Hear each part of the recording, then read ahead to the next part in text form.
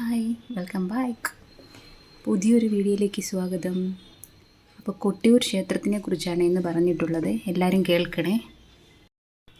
വടക്കേ മലബാറിലെ പ്രശസ്തമായ 2 മഹാദേവ ക്ഷേത്രങ്ങളാണ് കൊട്ടിയൂർ ശിവക്ഷേത്രങ്ങൾ.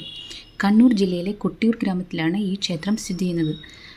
ബാവാലിപ്പുഴയുടെ തീരത്തുള്ള ഈ നാടിനെ ദക്ഷിണ കാശി എന്ന പേരിലും വിശേഷിപ്പിക്കാറുണ്ട്. ഇക്കരെ കൊട്ടിയൂർ ക്ഷേത്രവും അക്കരെ കൊട്ടിയൂർ ക്ഷേത്രവും ഉണ്ട്. പരമശിവനും പാർവതിയുമാണ് പ്രധാന ആരാധനാമൂർത്തികൾ.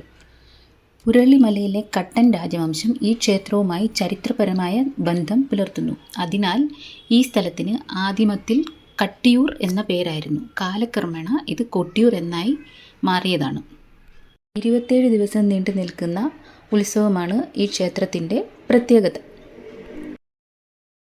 അക്കരെ കൊട്ടിയൂർ ക്ഷേത്രത്തിൽ ഇടവത്തിലെ ചോതി നക്ഷത്രം തൊട്ട് മിഥുനത്തിലെ ചിത്ര നക്ഷത്രം വരെയുള്ള 27 നാളുകളിലാണ് പ്രസിദ്ധമായ വൈശാഖ മഹോത്സവം നടക്കുന്നത്.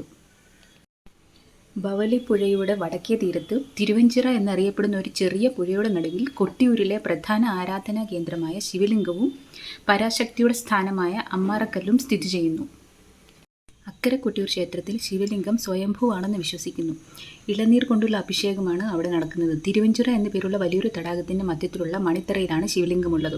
ഈ തടാകത്തിലെ തന്നെ മറ്റൊരു തറയായ അമ്മാറക്കല്ലിലാണ് ആദിപരാശക്തിയായ ശ്രീ പാർവതിയെ ആരാധിക്കുന്നത്.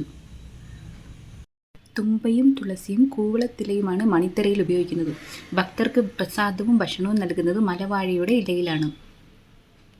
പുരാണത്തിലെ ദക്ഷയാഗം നടന്ന സ്ഥലമാണ് കൊട്ടിയൂർ എന്നാണ് വിശ്വാസം.